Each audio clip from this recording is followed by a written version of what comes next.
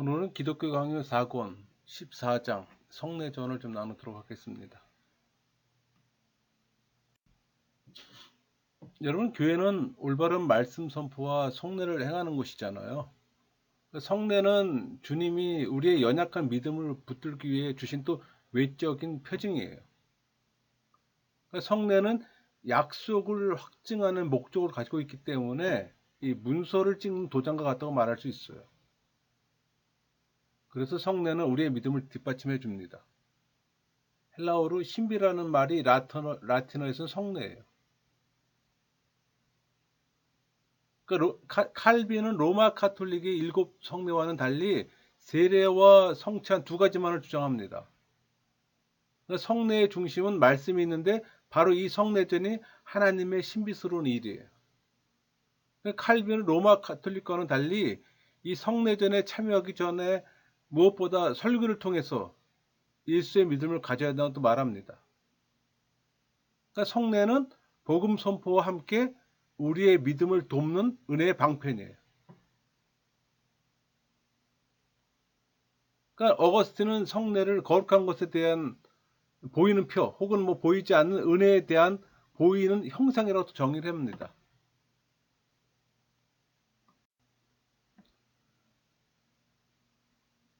여러분, 성례는 외형적인 어떤 표상으로서 하나님의 은혜와 그것을 의지하는 우리의 믿음을 인치는 증언과 증거가 됩니다. 우리 인친다는 말 있잖아요. 이건 도장을 찍다, 각인하다, 마음의 색이다, 그런 문자적 의미를 갖고 있어요. 그러니까 성경에서 견인의 은혜를 극적으로 강조하기 위해 이 단어가 주로 사용됩니다. 그게 우리 고린도후서 1장 22절 말씀이에요. 그가 또한 우리에게 인치시고 보증으로 우리 마음에 성령을 주셨느니라. 그러니까 성례는 이중적 의의가 있는 거예요. 그러니까 성례로서 하나님은 우리를 향한 하나님의 인치심에 대한 약속들을 우리 양심에 인치세요. 그러니까 우리의 연약한 믿음을 지켜주는 거예요. 또 성례에 참여함으로써 우리는 하나님을 향한 우리 자신의 경고를 또 확증합니다. 그래서 어거스틴은 이 단어가 하나님께 속한 것에 대한 표징을 의미한다고 또 설명하기도 했어요. 여러분, 성례는 선행하는 약속에 따르는 어떤 부록과도 같아요. 그러니까 설교를 들을 때 보이는 표적들이 무엇을 의미하는지를 이해하게 됩니다. 성례란 복음을 감각에 호소하면서 확인시키는 역할을 해요. 성례의 표징을 통해 하나님은 이미 베풀어 주신 은혜의 의미를 우리 심령에 확증하고 인치시는 거예요. 그래서 성례는 표징의 의미를 인치는 거라고 보통 얘기합니다. 그러니까 주님은 하나님 말씀에 대한 우리의 믿음을 강화시키고자 또 성례를 지정하셨어요. 그러니까 성도는 거듭났지만 무지와 어리석음, 연약함 때문에 여전히 하나님의 도움이 필요합니다. 그래서 이 성례를 통해 하나님은 선생이 어린아이의 손을 잡고 인도하듯이 우리의 우준한 능력에 당신을 맞춰주세요. 그래서 우리의 믿음이 지탱되고 유지되게 하시는 거예요. 여러분, 이 성례라는 라틴어 사크라멘텀, 이 단어는 하나님과 사람 사이의 어떤 수직적 관계와 사람과 사람 사이의 어떤 수평적 관계를 아우르는 성례의 또 고유한 특성을 제시합니다. 그러니까 이 말은 성경에서 사용되는 비밀이라는 단어와 그 뜻이 일맥상통해요. 우리 에베소 1장 9절, 그 뜻의 비밀을 우리에게 알리신 것이요. 그래서 성례는 믿음의 말씀으로 우리 로마서 10장 8절 말씀처럼 신앙인이 약속된 언약의 복을 누리는 한 가지 방편인 거예요. 그러니까 성례로 말미암아 믿음이 처음 생기는 것이 아니에요. 성례가 믿음의 기둥이라고 불리는 것은 그것이 이미 장착된 믿음을 아래로부터 지탱해 받쳐주기 때문이에요. 그러니까 성례는 이미 받은 이 영적 선물들을 비추는 거울과 같은 것이에요. 또 그것을 말미암아 언약의 백성의 반열에 드는 것은 또 아닙니다. 우리 사도 바울이 로마서 4장 11절 그가 할례의 표를 받은 것은 이 구약의 할례를 표라고 불렀습니다. 그러니까 세례와 성찬은 그리스도와 연합해 그분이 삶과 죽음을 통해 이루신 의를 자신의 것으로 삼는 은혜의 어떤 고상한 신비를 가시적인 표로 인치는 거예요. 그래서 이 성례의 표징은 그 자체로 신비로운 물체도 아닙니다. 오직 말씀을 믿는 믿음에 따르는 어떤 경건한 행위로 우리는 성례의 비밀을 경험하게 되는 거예요. 그러니까 성례는 외형적인 표징과 말씀 두 요소로 이루어지는 겁니다.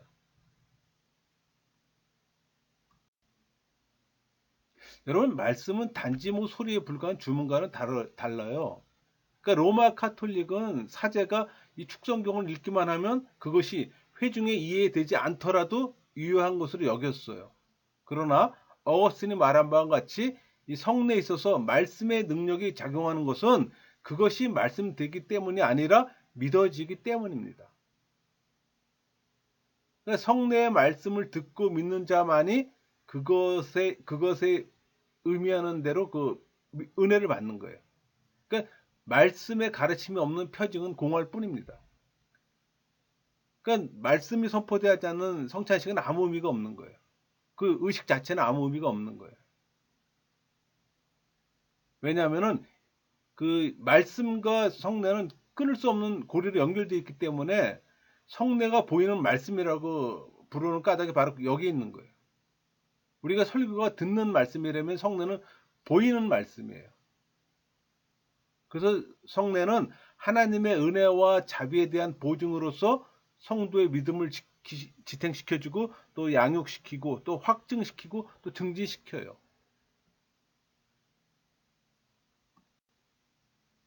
여러분, 성찬의 작용은 세 가지로 우리가 볼 수가 있어요. 그러니까 주님은 그 당신의 말씀으로 우리를 가르치고 교훈하십니다. 또 성례로 그 말씀을 확증해요. 그러니까 성령의 빛으로 우리의 마음을 비추시고 또 심령의 문을 말씀과 성찬에 열도록 하시는 거예요. 그럼 그 성례가 그 직무를 다하기 위해서는 내적인 교사인 성령의 은밀한 역사가 있어야 하는 거예요, 여러분. 그래서 성찬을 통해 믿음이 강화되는 것은 예식 자체에 어떤 은밀한 힘이 내재하기 때문이 아니에요. 성령의 능력이 없다면 이 가시적 표징은 물체에 불과할 뿐 아무런 영적 작용을 할 수가 없어요. 그 의식 자체는 아무 의미가 없다는 얘기예요. 거기 성령의 역사가 있어야 한다는 얘기예요. 그러니까 성령이 믿음을 낳고 지탱시키고 자라게 하고 견고하게 합니다. 그러니까 성령의 작용으로 이 성찬에는 힘과 효력이 있는 거예요. 그래서 이 성령의 조명으로 말미암아 외적인 말씀과 표징이 우리의 눈과 귀에서 영혼으로 옮겨져요. 그래서 성령은 마치 매개하는 빛과 같이 역사하는 겁니다. 이 빛으로 말미암아 심겨진 말씀의 씨가 자라게 되는 거예요. 여러분이 성령 세례를 받았다면. 우리 고린도전서 3장 7절 볼까요? 그런즉 심는 이나 물 주는 이는 아무것도 아니로되 오직 자라게 하시는 이는 하나님 뿐이니라.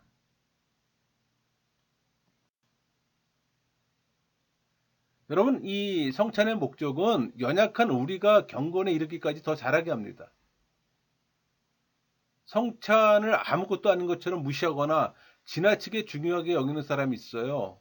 여러분, 성례가 이 효력을 발휘하려면 우리의 믿음이 말씀의 인도와 성령의 조명을 받아야 합니다. 우리가 성령 하나님 지배받는 수단이 은혜라고 그랬잖아요. 그 은혜의 방편 중에 하나가 또 성찬식이잖아요.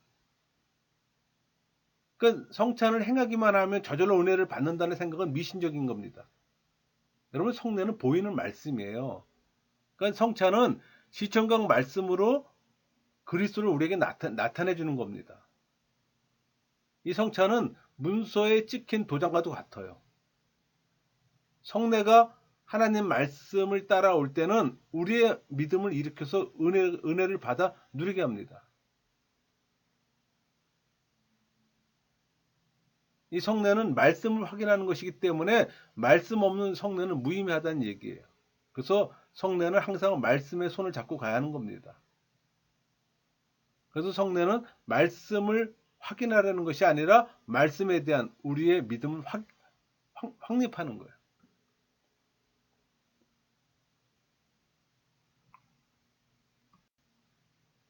여러분, 우리 그 성례 뭐 정부 문서나 공문에 찍힌 도장이라고 보통 말합니다.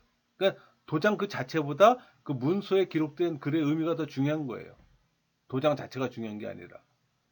그러니까 성례란 이 언약들의 표징이에요. 그러니까 하나님의 복음의 말씀의 그 신빙성을 더 분명히 해주는 역할을 합니다. 그러니까 사도 바울이 이 할례를 도장이라고 부르는 것처럼 성례가 하나님의 말씀을 따라올 때는 우리의 믿음을 일으켜서 은혜를 받아 누리게 합니다. 그러니까 우리의 연약한 믿음은 이 버팀목이 필요한 거예요. 그러니까 성례전과 성령의 관계를 논하면서 이 성례전은 스스로 믿음을 확증하는 것이 아니라 성령의 전달자로서 이 말씀과 연합해 믿음을 확증한다고 합니다. 그래서 성례 때 알아듣지 못하는 말로 선포하는 건 우스운 짓이에요.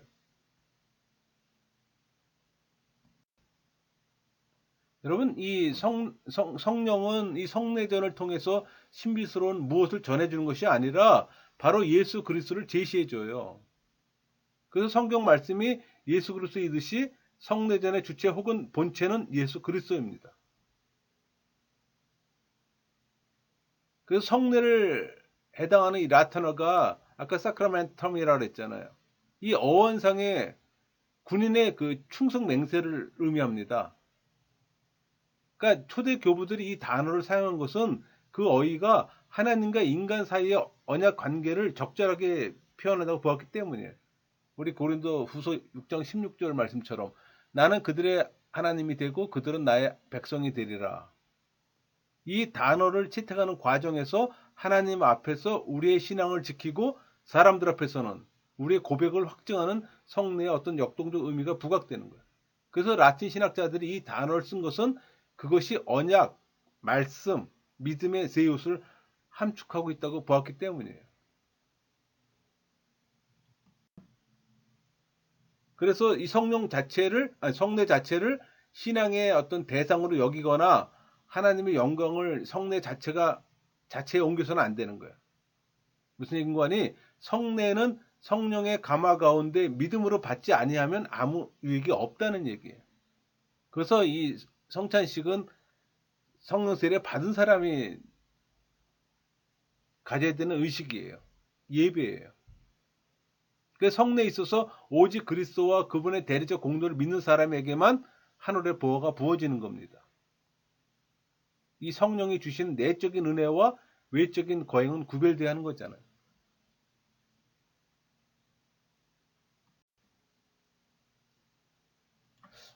여러분, 성례는 의의 원인이 될 수가 없어요.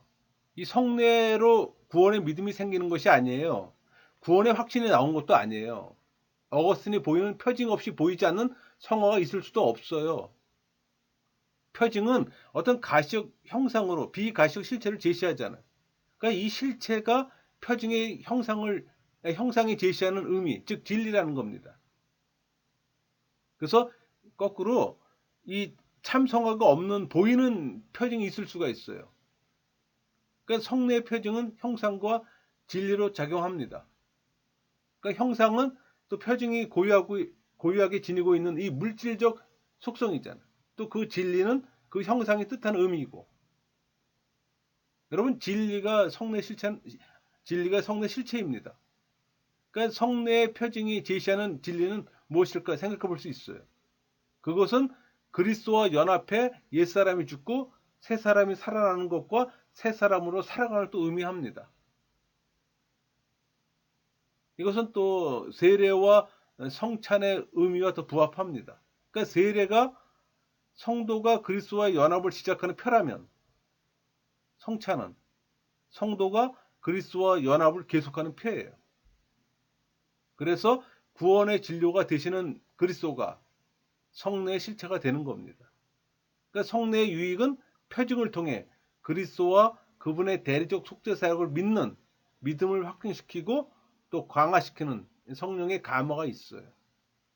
그래서 성찬식은 자주 해야 되는 겁니다. 이 성례의 의의는 표징 자체의 의미나 힘에 있는 것이 아니라 이 표징을 통한 믿음의 역사에 있어요. 따라서 받는 사람의 믿음이 중요한 겁니다. 그러니까 예수의 믿음이 없는 사람은 이 성례전에 큰 의미가 없다는 얘기예요. 여러분 성령이 우리의 지성을 비추어 말씀과 성례가 우리의 마음에 들어오게 하지 않으면 아무 소용이 없는 거예요. 성경과 말씀은 우리의 믿음을 가꾸는 데서 동등하게 역사합니다. 제가 늘 말씀드렸지만 성령과 말씀은 분리할 수가 없는 거예요. 늘 함께 역사하기 때문에. 그러니까 말씀은 씨앗 같아서 이 성령이 잘 갖고 놓으면 마음밭에 떨어지면 결실을 얻게 됐잖아요. 그러니까 구약 시대에 계시된 많은 은혜의 표도 그 실체에 있어서는 신약의 성령과는 다르지 않아요. 그러니까 하나님은 이 언약 백성의 믿음을 강화하기 위해 말씀과 함께 보이는 표징을 더한 겁니다. 우리 이사야 38장 8절 말씀처럼 보라 아하스의 해시계에 나아갔던 해 그림자를 뒤로 10도를 물러나게 하리라 하셨다 하라 하시더니 이에 해시계에 나아갔던 해의 그림자가 10도를 물러가니라. 이런 구약의 표징도 언약 백성이 그리스도를 믿는 믿음의 기초에 제정된 겁니다. 여러분 구약 백성이 가시적인 어떤 표징을 통해 오실 주님의 현존을 경험했다면 우리 창세기 17장 10절 말씀처럼 너희 중 남자는 다 할례를 받으라 이것이 나와 너희와 너희 후손 사이에 지킬 내 언약이니라. 신약 백성은 세례와 성찬으로 대속의 사역을 이룹니다. 그러니까 영으로 임재하신 주님과 연합해 그분의 죽음과 부활에 참여하고 또 그분의 살과 피를 먹고 마신다는 점에서 서로 구별되는 거예요. 그러니까 성례는 넓은 의미로 모든 자연물과 기적을 다 포함합니다. 뭐 예를 들어서 홍해 사건이나 아담의 뭐 생명나무, 노아의 무지개 등. 그러니까 하나님이 약속의 신실함을 확실히 믿게 하기 위해 시행하시는 것들을 성례라고 부를 수가 있어요. 그러니까 구약 시대에는 할례, 결례 등 희생 제사와 여러 의식들이 있었잖아요. 그런데 그리스도가 오심으로써 신약 교회는 그 모든 것을 폐지하고 오직 세례와 성찬 두 가지만으로 성례로 시행합니다.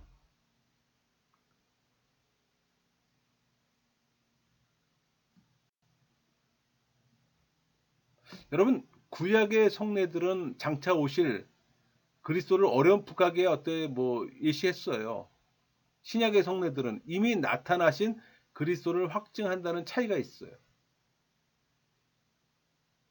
그러니까 구약 성례와 신약의 성례의 차이는 표현 방식의 차이지 그 내용과 효력의 차이가 아니에요.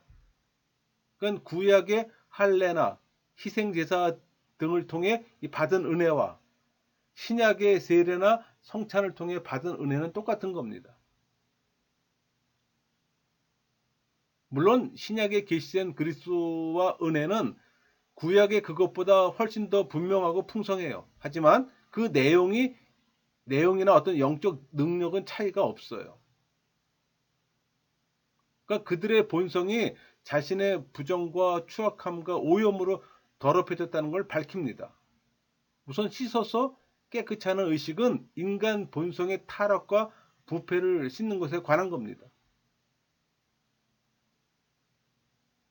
그 내실은 예수 그리스도께서 우리의 죄를 깨끗이 씻어 주셨다고 하는 그리스도의 구원 사역의 효험에 관한 거예요. 그러니까 하나님의 존전에서 깨끗하다고 인정받을 수 있는 근거는 예수 그리스도의 화해 사업에 있어요.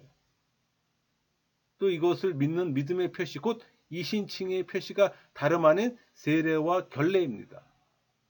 그러니까 희생제사는 하나님의 의를 만족시키는 행위와 인간의 죄를 해결하는 방안이에요.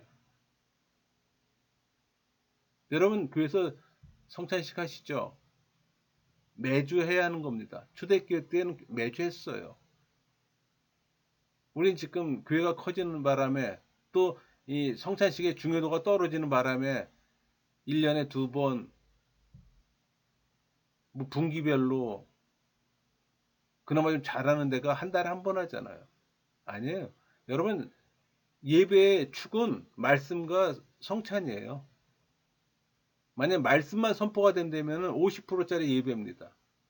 말씀과 예배가 같이 병행돼야 되는 거예요. 그래야 100% 예배가 되는 겁니다.